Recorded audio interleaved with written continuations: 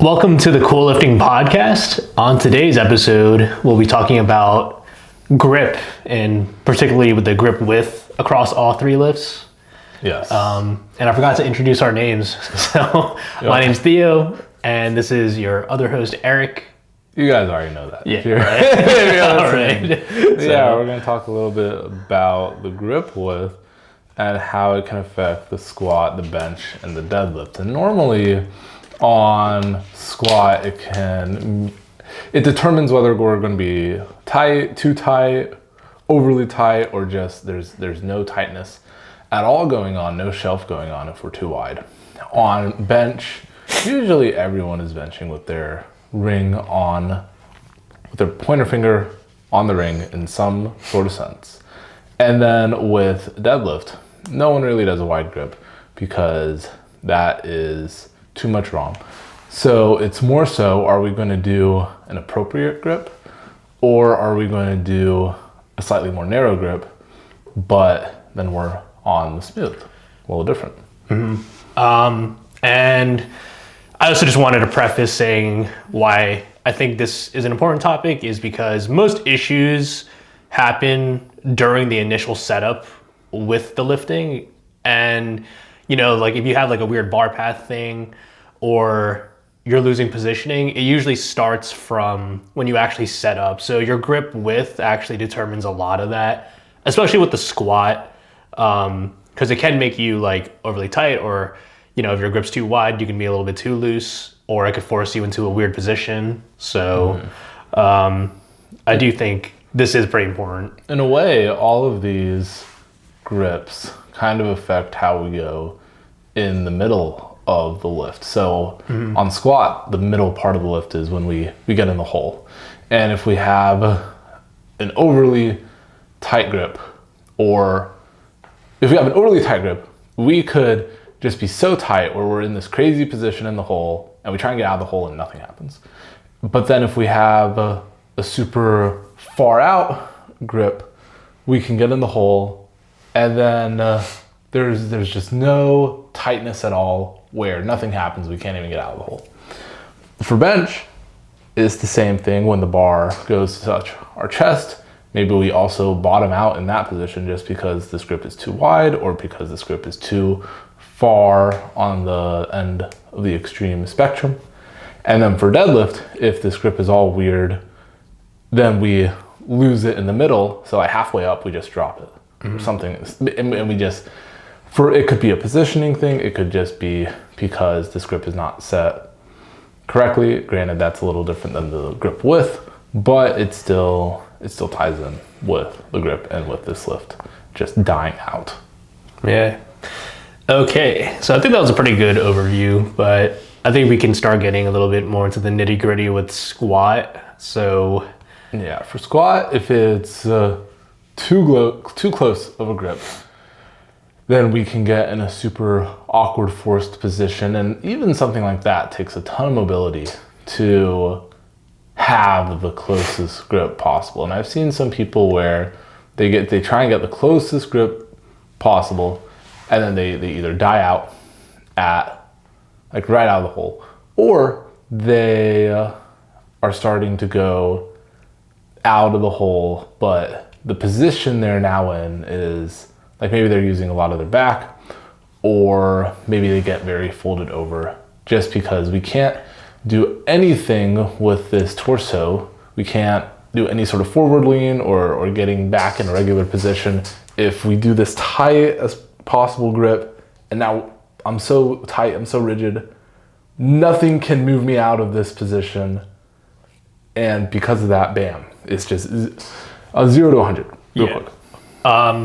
What I like to call that is like a false sense of tightness. Something that you hear a lot is like, that's a good word for it. Yeah, like building tension in your upper back.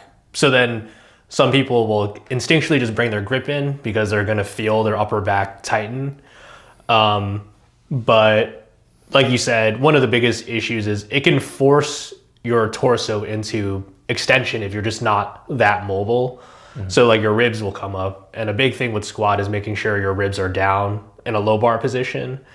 And yeah, like you said, you can either just get folded in the hole, or you might not even hit depth because you're thinking that your back is hitting the depth, if that makes sense. And then some other small issues I've seen is if your grip is too far in, you can have issues with a little bit of windmilling because you're not going to be able to actually brace the bar properly onto your back. I've seen a little bit of that too. Yeah. So I guess, have you seen a lot of people with a wider grip in general? No, because there's not as many bigger people in powerlifting. Or like bigger, I mean like 120 or 120 plus. So, but like a lot of the people in powerlifting, if they're a sub-junior or junior male, then they are under 200 pounds. And then if they're a woman, they're probably under 200 pounds. So you don't see too much of that. You see a lot of that in the stereotypical untested when they're 240 plus or something like that. And they're just so jacked. Like this grip is not, they're unable to literally move this grip in any further. But they're also pretty tall and just pretty big, a pretty big person. So maybe this stance is also a little wider, and because of that, it just goes well all together.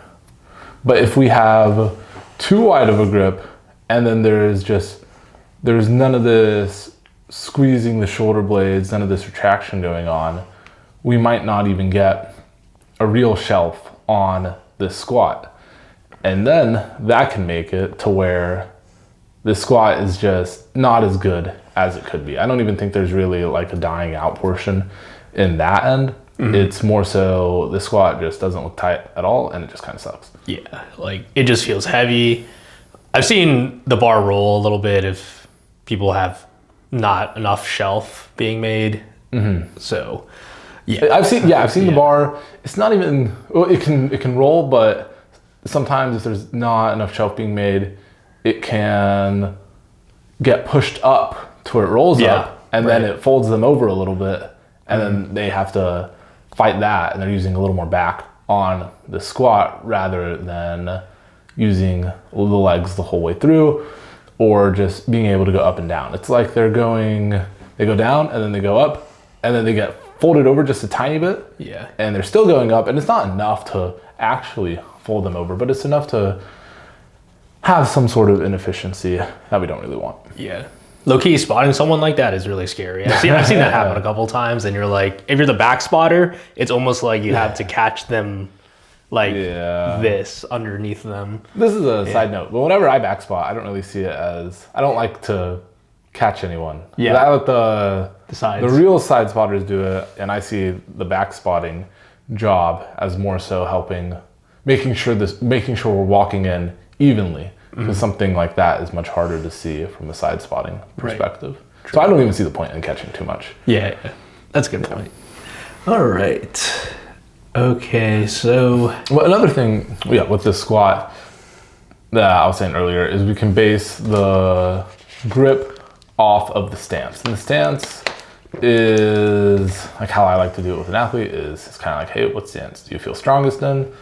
Then they go find that stance really easily, and it's like, awesome, now let's go refine it from here. But if for some reason they feel strong in a wider stance, then this grip is most likely not going to be super, super close. And then if they feel strong in a moderate stance, this grip is also not going to be super, super close. It's going to be a little more moderate. And then if they're feeling really strong in a super narrow stance, that's when it makes sense that this grip is going to be more narrow as well. And we might get a little more of that overly tight grip, but it's like, hey, if we're squatting very narrow, it flows a little better. A good example of this is Chance Mitchell. Granted, you can't even find anything from him anymore, but he was really good about getting these elbows under him enough while also having that shelf, but you don't really see something like that nowadays. Granted, that's like insanely hard to do. Like I can't even do that. But you see a lot of just moving things closer together. And then that is the part where things get overly tight. With Chance, there was a little bit of breathing room with all of that. Yeah. But I just can't really think of another lifter who had something like that. Like, you know what I'm talking about, right? Yeah, I know what you're talking about. I was going to say, like, I see most people have, well, exactly what you said. I think Russ is an example of someone who has, like, that moderate stance with a moderate grip. I feel like he's gotten wider lately. Right. Probably just because he's heavier. So, but yeah, his grip is not, it's moderate. It's still tight, but it's not overly tight. yeah.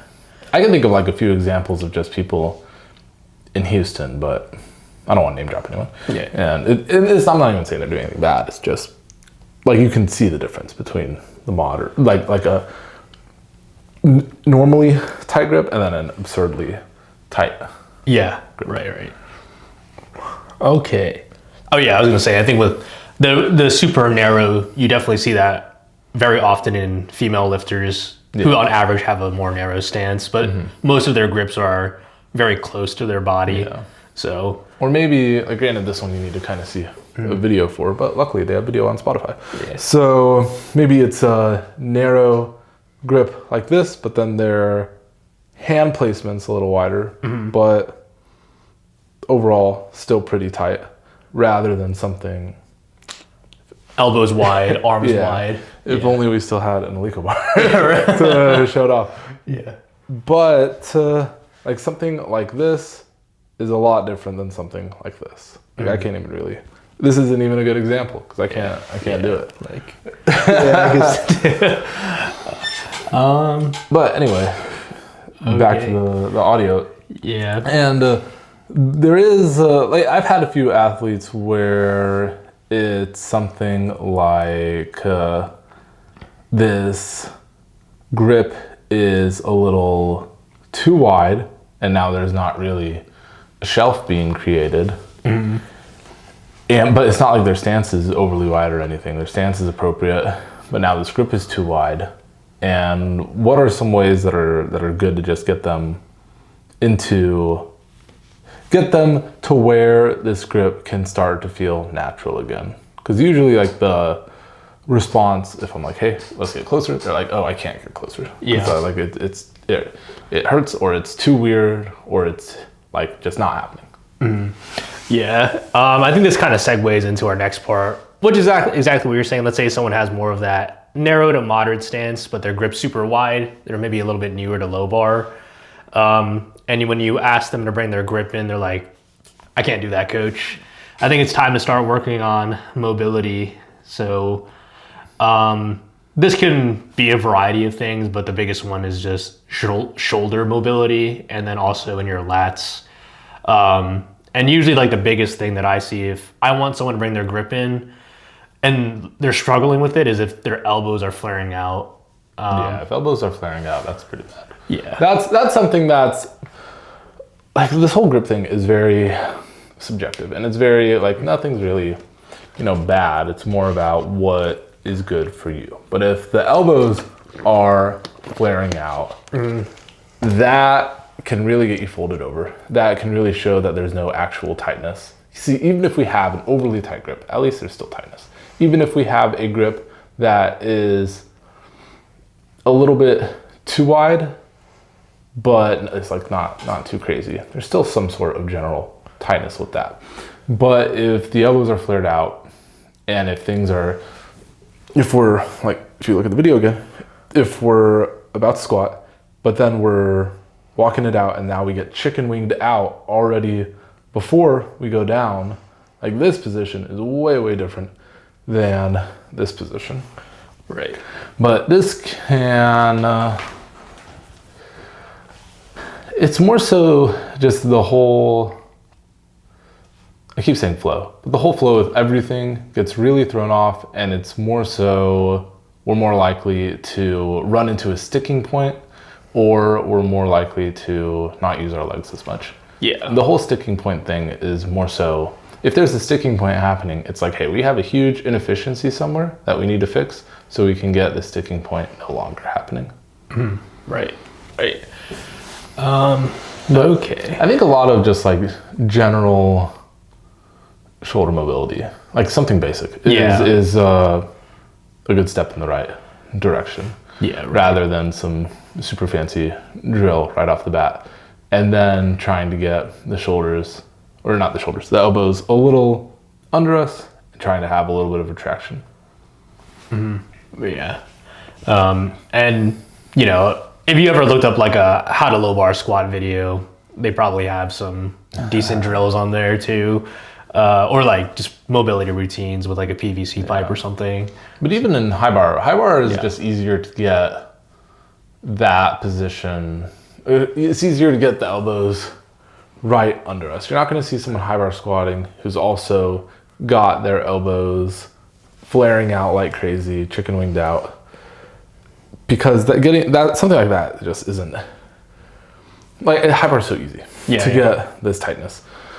So no one really has that issue. They got to be like really messed up to have that issue, and I haven't even seen anyone that messed up to where they have that issue. Yeah. But I have seen some people where they're a little more chicken winged out, and something with this too, the rack height plays a big role in this grip tightness as well, because if the rack height's too high, we can't even really get set well into the bar. And then if we're not set well into the bar and we unrack it, things are already off to a bad start. But this track, I was having this one athlete who was like one rack height too high on squat, and then they would go to unrack it and these elbows were very overly flared, and there wasn't really any tightness. And we tried getting a little more tight, but it just kept defaulting to these elbows being a little more flared out. And then we went down rack height and everything was just a lot easier to get things situated. Yeah. But if you're listening to this right now and you're thinking of going down a rack height, going down a rack height too far down, like let's say you maybe already are on the appropriate rack height, going too far down, it's like way too much tightness to where that's also a bad thing. Or it's more so just a different kind of uncomfortable in this setup if we're one rack height lower. Excuse me. Another thing that I actually wanted to talk about was, I guess, like dealing with elbow pain. I think a lot of this can also deal with your grip width and then creating tension in your upper back. I'm not sure if you've ever had any clients deal with this issue where I've had a few deal with elbow pain. Yeah, I've had a few in actually both directions where if their grip was too far in. And the fix was just kind of making the squat look prettier. Yeah. Like it wasn't really addressing the elbows, it was addressing the overall squat technique. Yeah. I've had like for hip pain on deadlift, it's kind of like something like that is if someone has a really efficient deadlift, they probably aren't going to be getting hip pain. But if they have a deadlift where it's still not looking the best or something's looking a little off, then something might be starting to act up. Okay. Yeah. I had a client, granted he was in an accident, but he had shoulder surgery, so we were having issues with his grip. That one's like a 101 for sure. Yeah, right. But we had to play around with his grip. But it is something to think about, is like how stacked can you get? But then again, it's mostly creating the upper back tension, which was the issue, and it was a little bit difficult for him. I think the biggest takeaway is for squat, look at your stance on squat, see what that is, see what your comfortable, strong stance is, and then see if you can get your grip to match up with how the stance is. So if you have a super narrow stance, then have a narrow grip. If you have a narrow stance but not absurdly narrow, have a narrow but not absurdly narrow grip. And then if you have a super wide stance, you could probably have a wider grip. Yeah. Okay. And then you can adjust it from there. All right. Any more thoughts on squat or? No, that's about it from me. Okay. I guess we can talk about bench. For bench, this one's interesting because everyone is gripping wide on bench. Everyone is benching with their ring, with their finger on, with their index finger on the ring, which is the rule.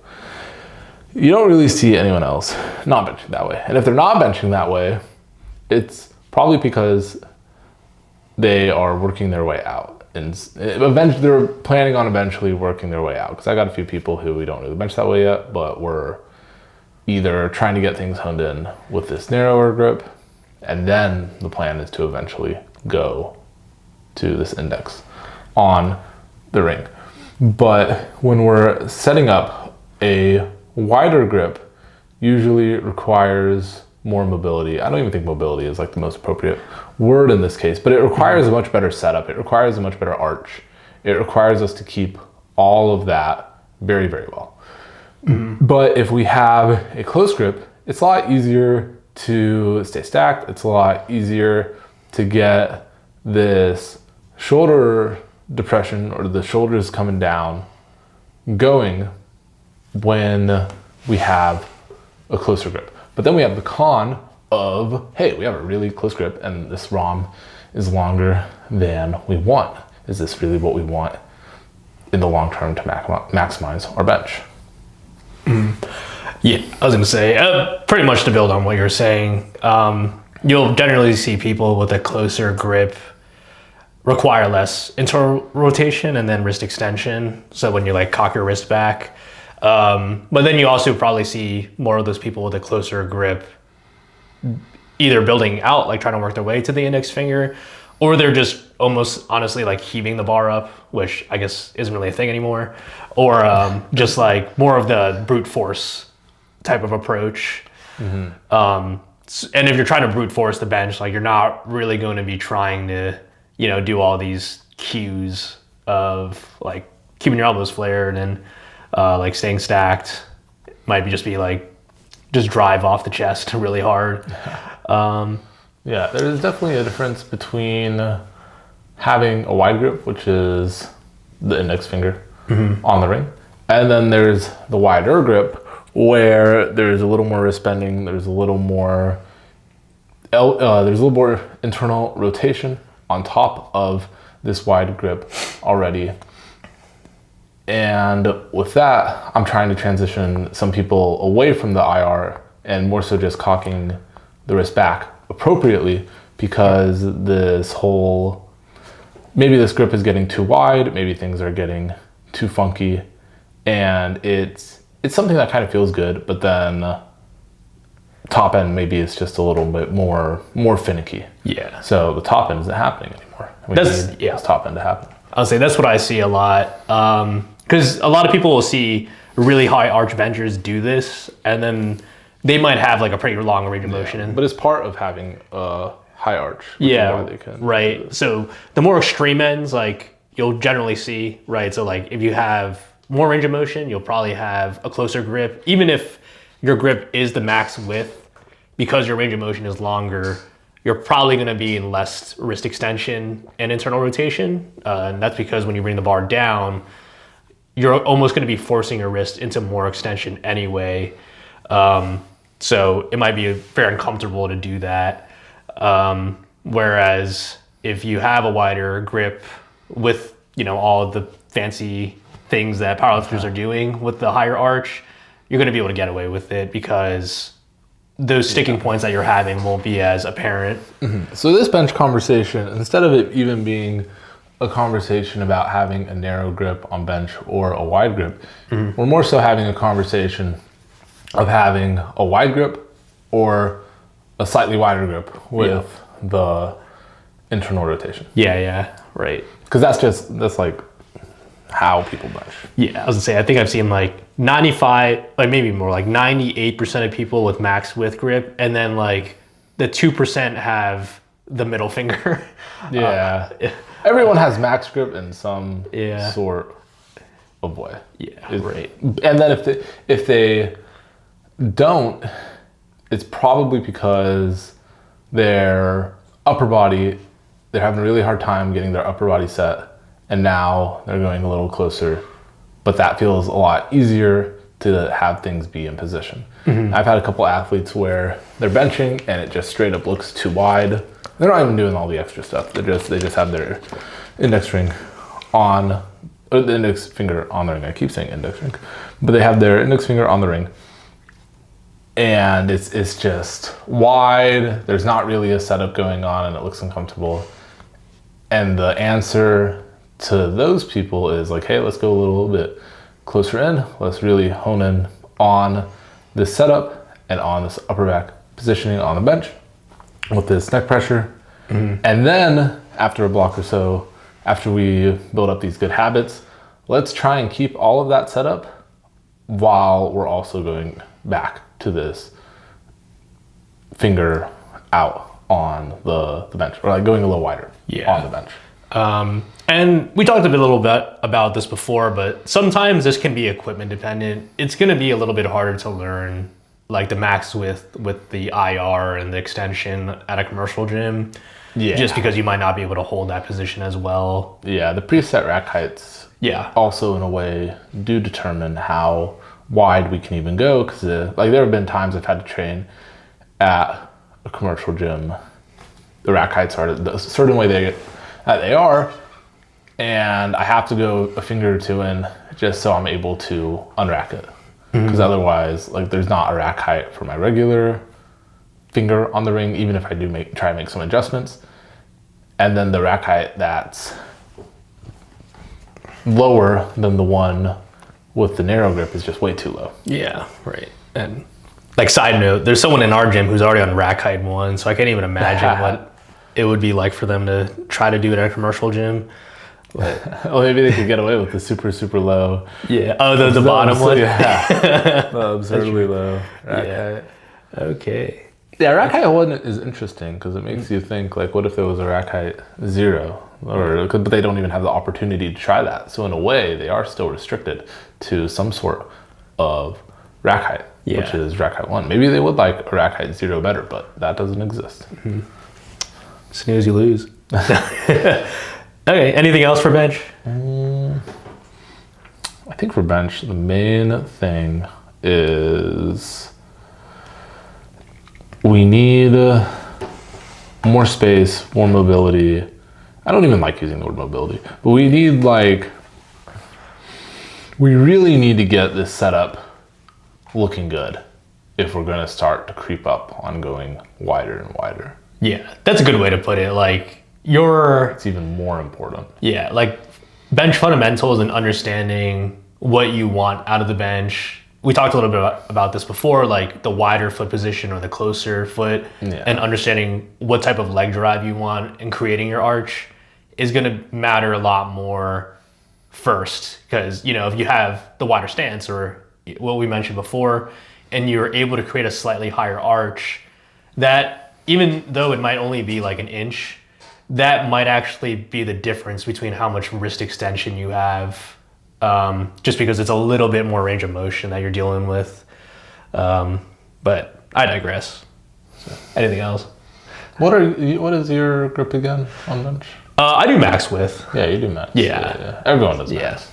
No, but I would say I'm lean. I definitely don't have a lot of internal rotation. We're a different kind of max grip. Yeah, right. And my wrist extension, I just got like really stiff forearms. I can't really bend my wrist like that. So I got 10 RPMs. Yeah. So. Yeah, true. Can't do anything. But now for the deadlift, this one's also kind of like the bench, as in, so for the squat, we were talking about a whole bunch of variety. For the bench, we're talking about wide versus slightly wider. And then for the deadlift, we're talking about having the arms just hanging and being in that position versus going a tad bit more narrow to where we have a tad bit less ROM. Yeah, right. And no one has a wide grip on deadlift because then it's more ROM, and that no one wants that on deadlift, right? And it's like more back too if we have a wider grip in a way. No one wants to be hunched over the bar. Yeah, so, yeah. I was gonna say, I think you were kind of alluding to it. For what I want people to start with, if they're in a sumo position, is if their full hand is on the knurling, I recommend people try like 2 fingers on the knurling and seeing if that actually helps a little bit more, get into a little bit better of a position. But that's also more of a hook grip thing as well. Right. You don't see anyone do mixed and having both of their hands on the smooth. Yeah, Yeah, on the right. smooth. It's just not secure enough. So I guess that will segue into my next thing. Do you have anyone grabbing on the smooth? I would say I have a good chunk of people doing half and half, but not full smooth. Yeah, same. I think someone wants to try it, but I told them what I told, or what you just said. No, they're not. And I said like, hey, like it's probably not the best idea because you don't pull hook. You can have them try it. Yeah, right. And then they'll be like, okay, cool. We don't have to try this anymore. Yeah, right. And then there's the other obvious trade-offs, like you lose. Well, we said like less secure grip, but then the lockout can be a little bit more difficult because like you're getting pulled down like with your shoulders, and then also it's harder to give a convincing shoulders back lockout.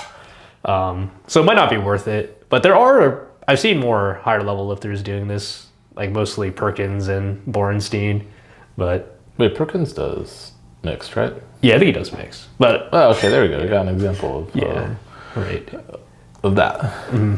But also the meme, like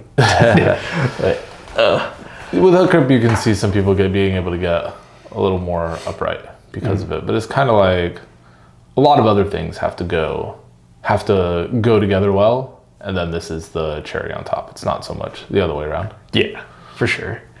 All right. So then this doesn't have to do with the width, but what are your thoughts on gripping the bar deeper in your hand or like lower towards your knuckles, I guess? I grip the bar relatively deep in my hand. And it's more so if I don't, then it feels like my grip is not as secure. And because of that, the deadlift itself is not secure. So let's say we're gonna go deadlift, very heavy, but we use no chalk to deadlift. This grip is no longer secure, and now at the beginning, we might not lose grip immediately, but we're gonna start losing position because this grip is not secure. Everything is starting to crumble. Our body is trying to do everything we can to lift this weight up. Yeah. But then eventually the grip will slip because there's no chalk on our hands.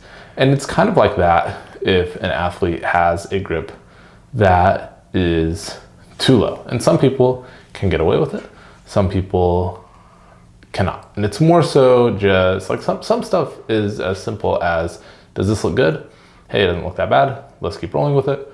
Or, hey, this does not look good and this looks all over the place. Let's not do it anymore. Mm-hmm. Yeah. Pretty much what you were talking about. Like, if you have it too low in the hand and your grip strength can't quite hold that, it's going to feel like you're pulling at some point when the weight gets really heavy. Yeah. I see a lot of people try this. I've seen people hold it well, and I've seen people not hold it well. Yeah, right. Like usually sub-max, like back downs and stuff, it's fine. But then like they try to do it with the heavier weight and it's just not holding up. Yeah. So, okay. And then last question, which also doesn't have to do with grip width, but it's grip strength. Do you have any people like work on their grip strength or have any grip strength issues? I've had people have grip strength issues, but it's more so because something funky is happening rather than it actually being a grip issue. So maybe they're a little too hunched over, and then now when they're trying to lock out, the hands are going against the quads. But it's not even so much like a quads being super big issue. It's more of, hey, we're super hunched over sort of issue. Or I've had it to where like one leg might start to go out more. So like one leg might actually open way more than the other as this deadlift is coming up. And then because of that, we're not deadlifting evenly anymore. And it's slanted a little bit, and then the grip starts to give.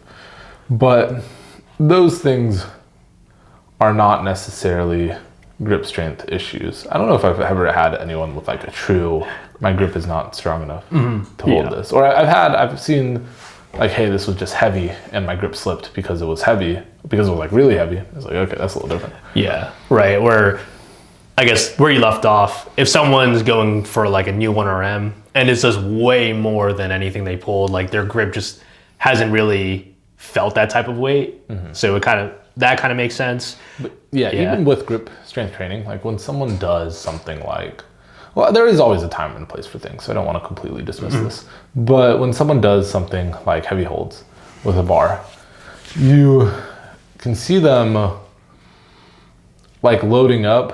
Like let's say someone's max is 600 and they've only hit like 600 once or something. You can see them go for this heavy hold with 600 and hold it for like 10 seconds or something. Or they can hold like 620, 630. They can hold more than that. So it's actually like, hey, we're able to, like you're showing me you can actually hold this, and you're showing me you can actually hold something really heavy, but apparently we can't do that when we try and pick it up off the ground. Or we can't do it when we try and lock it out. Yeah. And then it's like, okay, well, is this really a grip thing? Yeah. I was going to say, I think I've only had like 3 people with genuine grip strength issues, but mostly it just has to do with positioning from the pole. Like I've seen people, maybe they don't even get too forward, but they get too far back. And then because of that, the grip starts to go because they just get so far back, and now we're actually really having these hands drag against the quads. Yeah. Like more excessively than they need to. Right. Okay. So yeah, but I feel like there's just not as much to talk about with the grip width on the deadlift. Just grab the bar. And most people, anyway, by default, like grab the bar in a position that's comfortable, and that's good enough. Yeah. I think there's a lot of like other issues that can. Yeah. There's a lot of other stuff we can talk about, but for the grip width itself, that's about it. Yeah, I think what you're saying, like, it's one of the last things. Because, like, if you're getting into a more open position, you might already feel like you're not as hunched over. So then at that point, your grip doesn't matter as much because you're just in a better position starting. So, yeah, deadlift, just don't grip too wide, I guess. Basically. Yeah. There you go. Okay, so what do you do across all 3 lifts with your grip? Yeah, so for me, what do I do? For squat, I used to have something, I wouldn't say it was like wide or anything, but wider than it needed to be. And then I saw a Johnny Candido video that said something like, I moved my grip in and my squat went up 10 to 20 pounds. And so I moved my grip in and my squat felt a lot better. Did it go up 10 to 20 pounds? It probably did as a result of it. But okay, but granted, like Johnny Candido was like squatting 500 plus. Yeah. And I was squatting like 350 or something like that. So it was a little easier for me to get my 10, 20 pounds. But that's why I was like, wow, you're actually kind of strong. And it went up 10, 20 pounds. What the heck? But he was really strong. Anyway. And then I've definitely moved it out a little bit since then. Granted, that was such a while ago. Now what I have right now, I would say, is moderate. I'm having some issue where where my left arm / shoulder, when I go on the way down, it just wants to go out and about, and then I get a little fold over. It's kind of weird, which is not fun. But it's not the worst thing in the world, but it's not fun. So I'm trying to fix that, but I don't think that ties in with the width of my grip per se. And then for deadlift, I actually think I'm a little wider than I need to be on deadlift. I think I could go a finger in and it'd be fine. I'm thinking of experimenting with that a little bit. Not going to spend like too much time on it, but I think it's worth trying. Yeah. And then for bench, I would say I started out pretty tucked. I feel like that's kind of how it used to be back in the day. Like more people were tucked than flared. And it was all the USPA heavyweight people on steroids saying like, you got to tuck. Yeah. So that was kind of the advice that was out there. Now it's like you got to flare, but someone asked me the other day, like, do I tuck or do I flare? And I responded with neither. And shout out to that guy, love him. But I remember that conversation. It's not even that I try to tuck or flare. It's more so I try to get my upper back in a very good position. I try to get set up very, very well. And then I just try and bench straight up and down. And then as a result of that, I get in a little more flared of a position, but it's more so a cause and effect thing. Yeah, And exactly. that's what is important to understand. But on bench, I was a little more tucked. And then I started learning how to set up, and I got a little less tucked as a result of that. And then I started learning about bulldog grip. And if you move the grip a little bit, then the elbows move a little bit. And then then I started doing that, but wider and more extreme. And now I'm a little less extreme. That was the whole storyline for that. But even with my index finger on the ring, I didn't really do that until I don't even think I did that until like I benched 315 or after I benched 315. I think I was just my setup wasn't bad. My setup was never that bad before then. So that carried a good amount. And then it made things easier to push. Yeah. What about you? Okay, so for squat, man, I got them like right against me. I got a really narrow grip. Oh yeah, you have a narrow grip. That's true. And yours is more narrow than mine. yeah, I was gonna say like, but that also took me a little bit of time. I think as my mobility increased, it felt way better to bring it in. Thing too. Yeah, the mobility.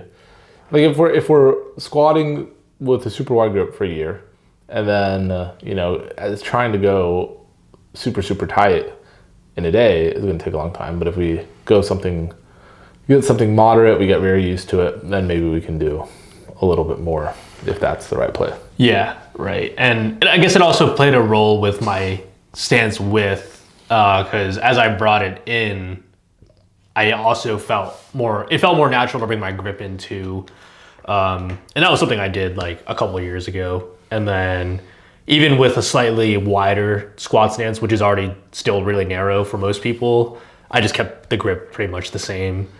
And then for bench, I would say I had been at max width for a while. And more recently, I did try having a little bit more of a bulldog type grip. But I just wasn't really feeling like the top end was showing up that well. So I talked about it with my coach too, and then we had our whole discussion of like, my range of motion might not be ideal for this grip anyway, even with a higher arch. So I just kind of stuck with what was working, since my bench has been progressing just fine with the grip that I've had. And then deadlift, I drank that Kool-Aid and I grip on the smooth, but I pull with hook grip. Yeah. So that feels natural. Yeah, it's not like that. Or anything. Yeah. But it's not something, again, like I would not really recommend that to anyone unless they're like super well leveraged for deadlift. And it's not like I have like the best leverages, but I think out of my clientele, I would be above average with my leverages on deadlift. So yeah. Okay. Yeah, I think that's a part of it too. It's kind of like you have to be a little more leveraged. Yeah. There's one guy I'm thinking of, but he's a little more leveraged and his wedge is just a little better. It's been a journey to get that wedge better. It didn't take forever or anything like that, but it's definitely, like, he didn't start off wedging amazingly on day one, but he was able to refine his stuff. Now it looks pretty good. Now it's like, hey, things are just clicking, and it makes sense with the way we grip. Yeah, right. And for deadlift, I did start with 2 fingers on the knurling and 2 fingers off, even with hook, and I just kept it there for a really long time. But then actually it was funny. I did one of those like grip things, like to see how strong you can grip, and I got like 150 pounds. So then I was like, well, I should just try the smooth, because why not? And then I was like, oh, it actually feels better, so I'm just gonna stay here. It worked out. Yeah. All right. Anything else you want to add with grip width? No, I think that's about it. We covered the important stuff. Yeah. So I think that will end our podcast. So make sure to rate us 5 stars and follow us on Instagram. Yes. Yeah. And on YouTube, follow us. And subscribe. YouTube. Thank you. Yeah. Bye.